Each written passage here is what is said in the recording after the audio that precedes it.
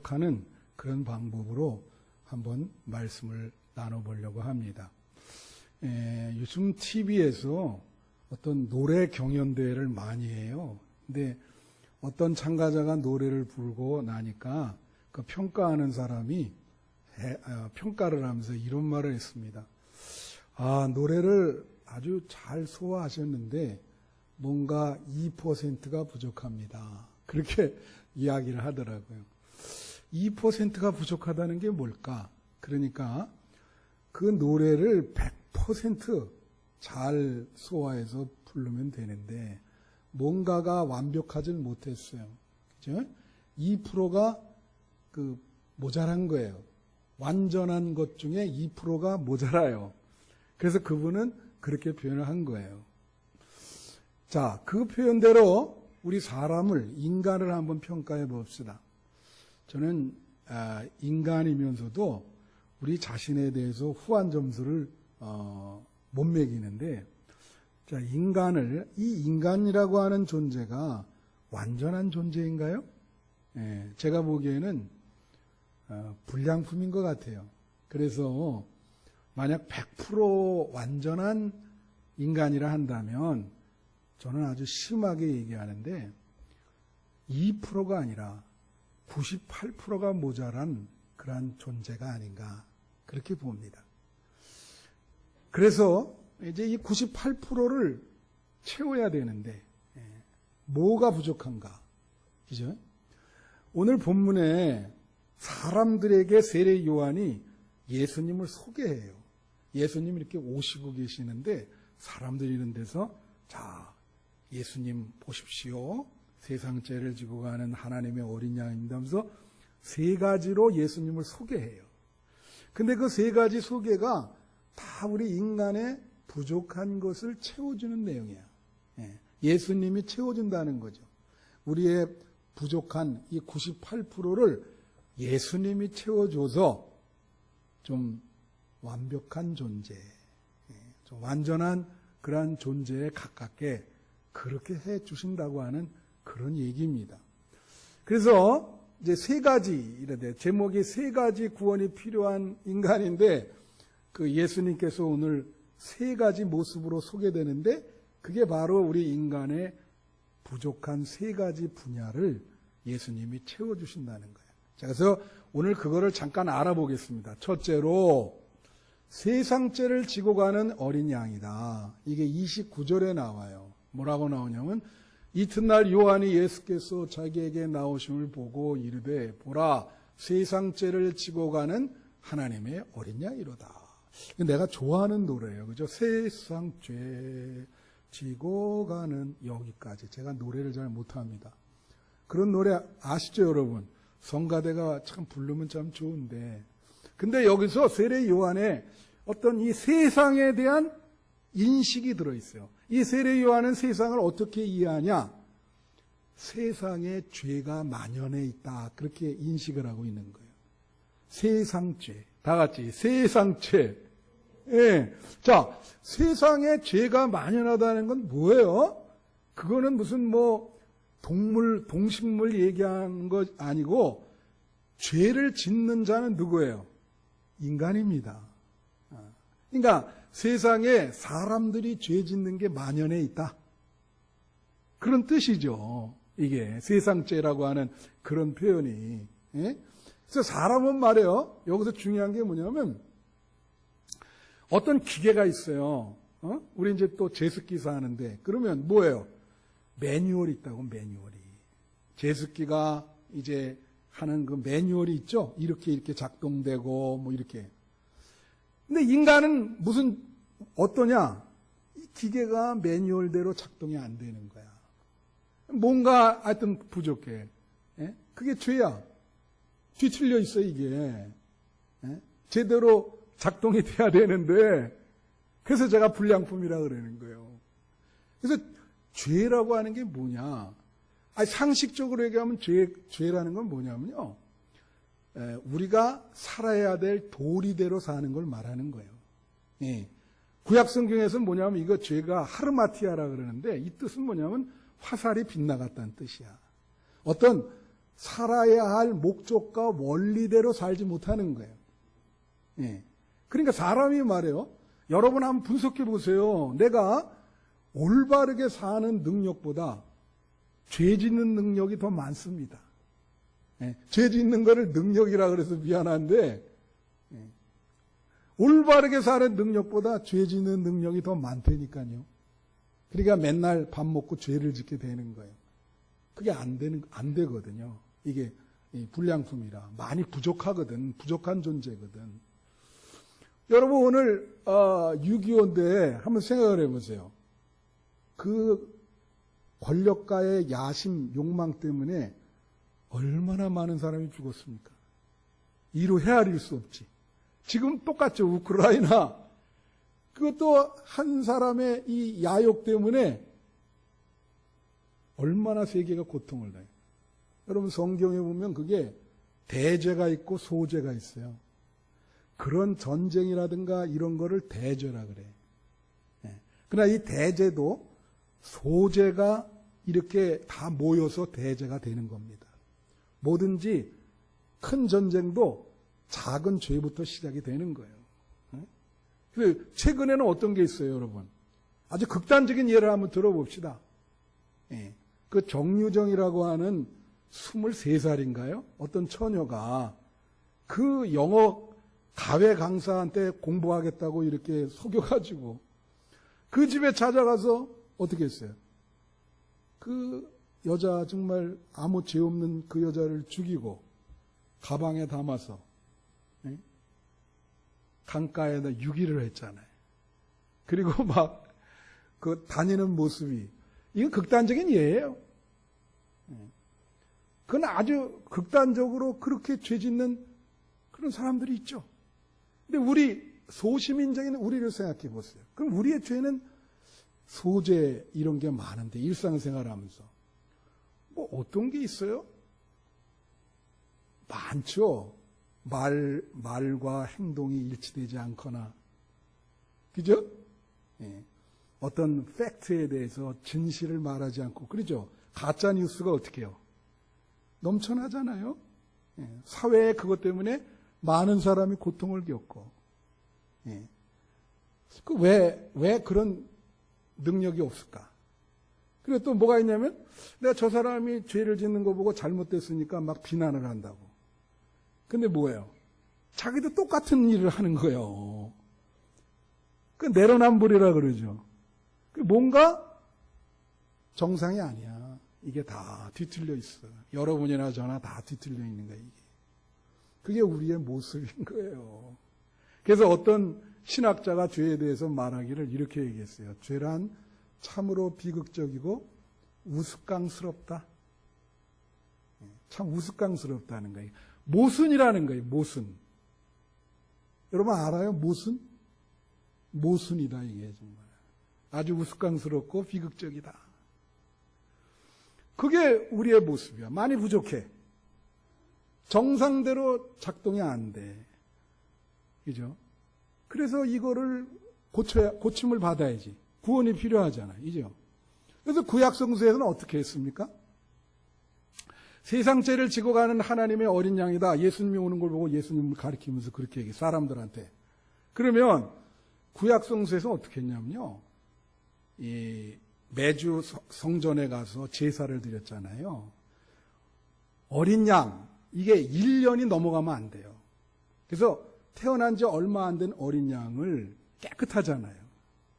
그런데 그걸 갖고 성전으로 갑니다. 갈 때 자기가 어떻게 되냐면 이 어린 양에게 자기가 안수를 하게 돼 있어요. 제사장이 안수하는 게 아니라 누가 안수해요? 본인이 안수한다고. 왜 안수할까? 구약 성서의 개념은 뭐냐면 자기 죄가 일로 전가되는 거예요. 이 어린 양에게. 다 같이 전가. 일주일 동안 죄를 졌는데 그를 어린 양의 머리에 안수를 해서 제사장을 갖다 줘. 그럼 제사장은 그 양의 목을 따가지고 그 피를 바치는 거예요. 죄의 형벌을 대신 받은 거죠. 그러면 어떻게 되냐? 우리 죄가 말소가 되는 거예요. 말소라는 거 아세요? 동해에 가면 뭐가 말소됐다 그러죠? 죄가 말소되는 거예요. 그러니까 구약 성서엔 그렇게 했는데 예수님이 십자가를 지면서 피를 흘리셨단 말이에요. 그러니까 여러분, 오늘 여러분 예수님을 믿지 않으면 이 자리에 앉아있지 못합니다. 왜 그럴까요? 예수님이 바로 하나님의 어린 양. 우리는 예수님께 죄를 전가시키는 거예요. 그러면 예수님은 십자가에 달려 돌아가심으로 죄에 대한 형벌을 대신 받음으로 우리는 죄가 말소되는 거지. 여러분 매주 예배 드리잖아요. 매주 용서를 받는 거예요.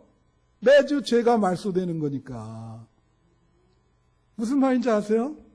그래서 예수를 마음으로 받고 믿지 못하면 우리는 죄를 용서받을 수 없고 이 고침을 받을 수가 없어. 그러니까 항상 우리는 불량품으로 계속 죄만 짓게 되는 거예요. 이게 보라, 세상 죄를 지고 가는 하나님의 어린 양이다.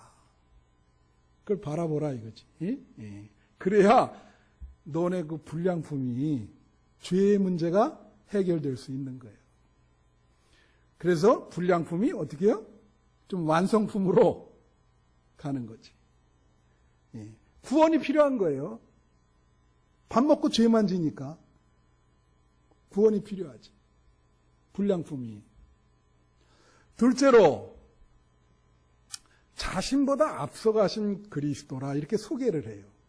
세례 요한이 사람들한테 이분은 나보다 앞선 분이다 그렇게 표현을 해요. 이게 몇 절이냐면 30절에 나와 있어요. 여기 보면 내가 전에 말하기를 내 뒤에 오는 사람이 있는데 나보다 앞선 것은 그가 나보다 먼저 계심이라 한 것이기야. 이 사람을 가리킵니다. 이게 성경을 읽어보면 막 저게 무슨 뜻? 이게 이런 뜻이에요.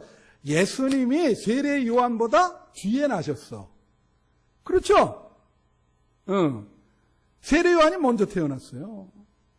그러니까 뒤에 오신 거지. 근데 세례 요한은 뭐라 하냐면 예수님이 뒤에 오셨지만 나보다 앞서 계셨다. 이미. 그래서 요한복음 1장에 보면 태초에 말씀이 계셨다. 예수님은 태초부터 계셨다는 거야. 예? 나는 태어났지만 내 뒤에 오셨지만 나보다 앞서서 태초부터 계신 분이야. 이렇게 소개를 하는 거지. 그럼 요거의 소개의 중요한 점은 뭐예요? 다 같이 시간성. 예. 여러분은 시간성을 갖고 계신 분입니다. 자, 쉽게 설명하면 예수님은 영생, 영원, 태초부터 이 마지막, 그거는 측량할 수 없어요. 예수님은 하나님의 아들이시기 때문에 영원을 사시는 분이고, 우리는 뭐예요? 인간이야. 인간은 일시적으로 이 땅에서 삽니다. 시간성이 있는 게 템포럴리.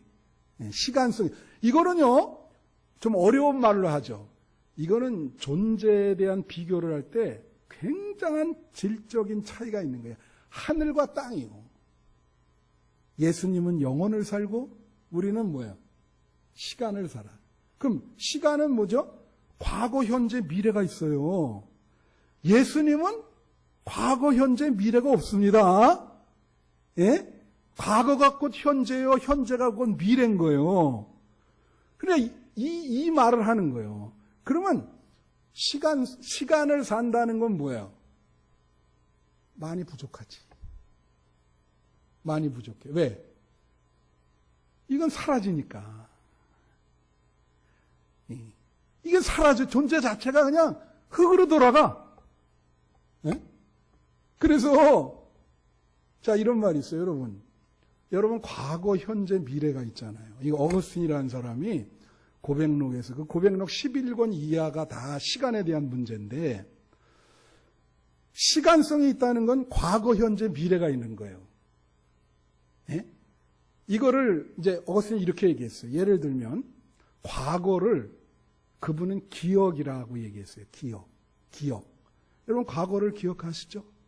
미래는 기대라고 그랬어요. 기대. 다 같이 기대. 자, 그럼 여기에 지금 시온이가 있잖아요. 시온이는 여기서 기억할 게 최고로 적어요. 그러나 앞으로 기대. 꿈을 갖고 기대할 건 지금 많아요. 제일 아주 좋은 존재예요, 여기서. 우리는 어떨까? 죄송한 얘기지만 저보다 연세 많은 분들이 있잖아요, 여기. 저도 이제 나이를 많이 먹으면 기억은 많아요. 앞으로 기대는 조금밖에 없어요. 그래서 어떤 분이 그래요. 우리가 다 죽는다는 걸 압니다. 근데 잊고 있을 뿐이에요. 잊고 살아요. 분명한 거는 나이가 갈수록 죽음이 가까워진다는 거예요. 그러죠? 네. 그게 시간성인 거예요. 그러면 자, 여러분 한번 물어볼게. 이게 참 중요한 거예요. 이게 신앙의 근본적인 거예요. 우리 자신 한번 분석. 우리가 알 수 있는 건 어디까지냐? 이 지상에서 우리가 알 수 있는 거는 우리는 일시적으로 살다가 죽습니다. 그러니까 우리가 볼 수 있는 거는 이 시체가 흙으로 막 해서 흙으로 돌아가. 거기까지는 우리가 알 수가 있어요. 근데 그 이유는 어떨까요? 한번 생각해 본 적 있어요? 그 이유. 그 이유에 과연 우리는 알지는 못하지만 그걸 믿음이라 그래요. 다 같이 믿음. 예. 그 이후에 어떤 세계가 있을 것이다. 그걸 믿는 거예요. 안 믿는 사람은 안 믿어.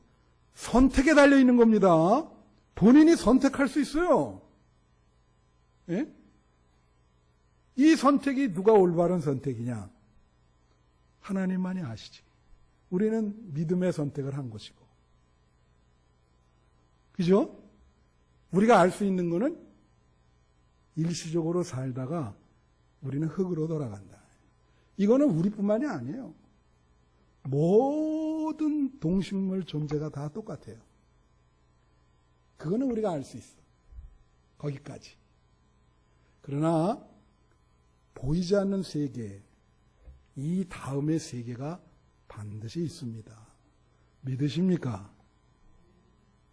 그게 시간성을 극복하는 거예요. 그래서 어스틴이 그랬어요. 이 영혼 안에 시간성이 있는데 이게 이 지상에 이제 마지막이 되면 이게 파열이 된다 그랬어요. 이게 파열이 된다. 그래서 예수님을 뭐라 그러냐면 영생을 주시는 분, 우리보다 먼저 계시고 영원을 사시는 분이다. 그러니까 이 죽음의 문제를 해결해 주신다는 거예요. 그게 로마서 6장 23절에 나와요. 보실까요? 죄의 삭은 사망이요 하나님의 은사는 그리스도 예수 우리 주 안에 있는 영생이니라. 여기에 다 줄이면 뭐라고 나와요? 그리스도 안에 있는 영생. 다 따라해 보세요. 그리스도 안에 있는 영생. 자, 뭔지 모르지만 제가 실제적인 부분을 여러분에게 말씀드려요. 영생이라는 게 뭐예요? 영생. 영생이라는 것을 우리 시간성으로 해석할 수 없어요. 무슨 말인지 알죠? 네. 이게 하나 중요한 문제가 있어. 이거에 대해서 신학자들이 달라요. 우리가 마지막에 갖고 있는 게 뭡니까? 기억. 다 같이 기억. 예. 기억에 문제가 생기면 뭐가 온다 그랬어요? 치매가 온다 그랬지. 기억은 나의 자아예요. 결국은. 마지막에. 근데 이제 이런 문제, 실제적인 문제예요. 우리가 죽어서 천국의 영생을 누릴 때 우리의 기억을 있는 그대로 가져가는가? 아니면 기억이 없어지고 새로운 존재로 돼서 사는가? 실제적인 문제지.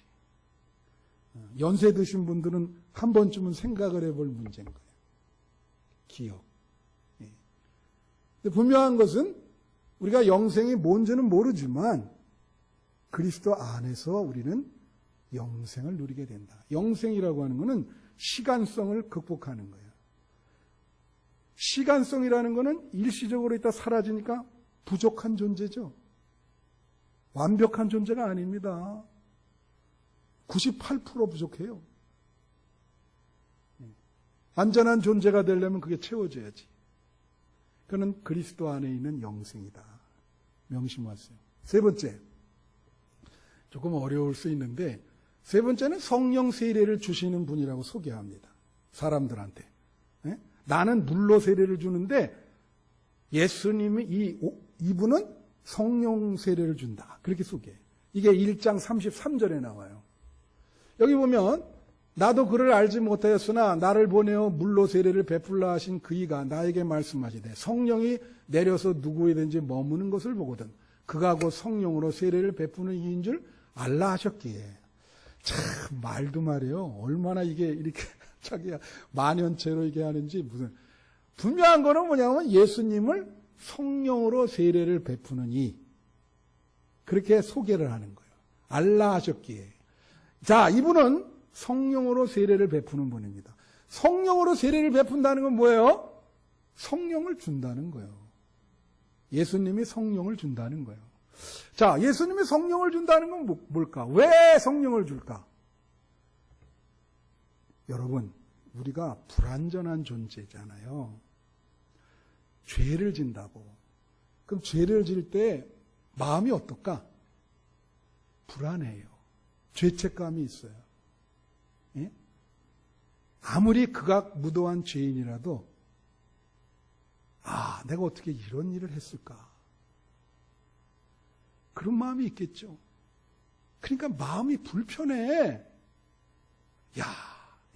늘 마음이 불편한 거야. 계속 살 때 죄를 계속 지게 되니까. 그렇죠? 죽음은 어떻습니까? 사람들은요, 죽음에 대한 공포를 갖고 있어요. 여러분, 아무리 아니라 그래도 우리가 병 들어봐요. 병 든 거, 내일도 우리 교인 하나 수술하는데, 심장 수술을 하시는데, 불안하죠? 왜 불안합니까? 죽어서 사라질까봐. 그래서 불안한 거예요. 그래서 늘 마음에, 사람이 다 아프죠. 여기 아프지 않은 사람 있어요? 다 아프시다고. 젊은이나 나이 들은 분이나 다 아파. 그래 마음이 늘 불안해. 죽음에 대한 공포도 있고, 죽고 나면 다음 세계는 어떨까? 이런 생각도 하게 되고. 그죠? 그러다 보니까 어떤 일을 할 때 편안한 마음으로 일이 안 돼요. 늘 우리가 부족한 존재이기 때문에 완벽한 존재가 아니니까 뭘 하더라도 늘 불안해. 이건 잘 될까? 미래가 나한테는 어떻게 될까? 노후에는 어떻게 살아야 될까? 늘 불안한 거예요. 불안전성에 기초하기 때문에 불안한 거예요. 우리 마음이. 그래 예배 드릴 때 이렇게 보면 앉자마자 이렇게 눈물 흘리는 분이 있어요. 위에서 보면 딱 보여. 그럼 내가 볼 때, 전이가 일주일 동안 굉장히 마음고생이 심했나 보다. 왜 마음고생이 심했겠어요? 걱정, 근심이 많아. 질병 때문이든지, 죄 때문인지, 어떤 관계 때문인지 어려움이 많지. 근데 그게 우리 스스로 해결이 안 돼요. 불량품이니까. 그러니까 성령을 어떻게 해요? 예수님이 그래서 주는 거예요. 성령 세례를 준다는 건 성령을 주시는 건 성령을 왜 주시느냐? 이 땅에 일시적으로 살 때라도 여러분 마음이 평화롭게 살라고, 좀 마음의 평안을 누리고 살라고 성령을 주시는 거예요. 할렐루야. 그래서 여러분, 자, 요한복음 15장 26절에 보면 이런 말이 있어요. 내가 아버지께로부터 너희에게 보낼 보혜사, 곧 아버지께로부터 나오시는 진리의 성령이 오실 때 그가 나를 증언하실 것이요 그랬어요. 예수님이 무슨 약속을 하셨냐면, 내가 승천하면 너에게 보혜사 성령을 보내겠다 그랬어요. 예, 내가 보낸다 너희한테. 보혜사라고 하는 말이 무슨 말이냐면 헬라어로 파라클레토스인데, 파라라는 말은 옆에 곁이라는 말입니다. 옆이라는 말입니다. 클레토스라는 말은 상담자라는 말도 되고 위로자라는 말도 되고 격려하는 사람이란 뜻이에요. 보혜사 성령이. 그럼 뭐예요? 보혜사 성령이 내가 늘 불안하니까 옆에서 나를 야, 너 왜 그러냐? 상담하고 위로하고 격려해주고 삶을 포기하지 않고 살아갈 수 있도록 옆에서 나를 붙들고 계시다는 거예요. 그래서 성령을 주시는 거예요. 우리 스스로 이 불안 문제를 해결할 수가 없어요. 너무나 부족한 존재이기 때문에. 그래서 성령님이 우리를 인도하는 거죠. 그래서 여러분, 성령님이 우리를 충만하게 인도한다는 것은 이제 마음의 그 평화를 우리가 이제 누리는데, 그래서 이 지난번에 말씀처럼 게르하르트 에벨링이라는 사람이 그 성령을 뭘로 번역을 했냐면 용기로 번역을 했어요. 다 같이 용기. 독일어로는 게무트라 그랬는데 성령을 용기로 번역하는 사람은 그분밖에 없어요. 그러니까 뭐냐면 그분은 성령이 우리가 인생을 살아가도록 자신감과 용기를 주시는 분이라는 거예요. 여러분, 매 순간에, 자, 보세요. 우리 삶이 너무 부조리합니다. 지금 말한 것처럼. 여러분, 태어나고 싶다고 해서 여기 태어난 분이 있어요? 없어요. 눈을 뜨니까 내가 응아하고 나왔어. 이걸 어려운 말로 기투라 그러는데 던져진 거예요. 피투. 피투된 기투라 그러는데 던져졌어요, 여기. 근데 살다 보니까 삶이 너무 부조리해. 여러 가지 나한테 어려운 상황도 많이 다가오고 내 힘으로는 해결 안 되는 것도 많고, 그래서 어떤 분들은 어떻게 합니까? 너무 불안해가지고 삶을 포기하고 극단적인 선택을 하는 분들이 있어. 그죠? 삶을 포기한단 말이에요. 용기가 없어가지고.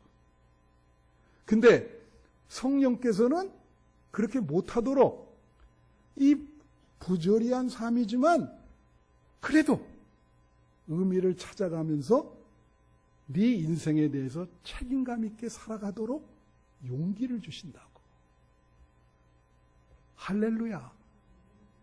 그 예수님, 저기 오시는 예수님이 여러분에게 용기, 성령을 주시는 분입니다.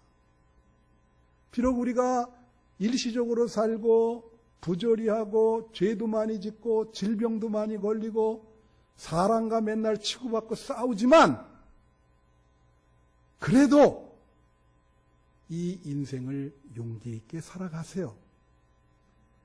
성령님이 여러분과 함께 하십니다. 성령이 계속, 그게 우리 신앙이에요. 그래서 부족하지만 여러분이나 저나 사람들이 볼 때 얼마나 부족한 게 많아요. 자기는 못 보잖아요, 자기를. 근데 사람들이 다 느끼지. 저 사람 참 구멍이 많네. 불완전하니까. 세상에 완전한 인간이 어디가 있어? 그렇잖아요. 근데 예수님이 우리 죄도 해결해 주시고 죽음도 극복하게 해주시고 마음의 불안도 예수님이 평화를 주신다는 거예요. 살 때 되도록이면 행복하고 평화롭게 사는 게 좋잖아요. 성령님 마음에 모셔서 마지막까지 이게 일시적인 삶이지만 평화롭고 행복하게 사시는 여러분 되시기를 축원합니다. 기도하겠습니다.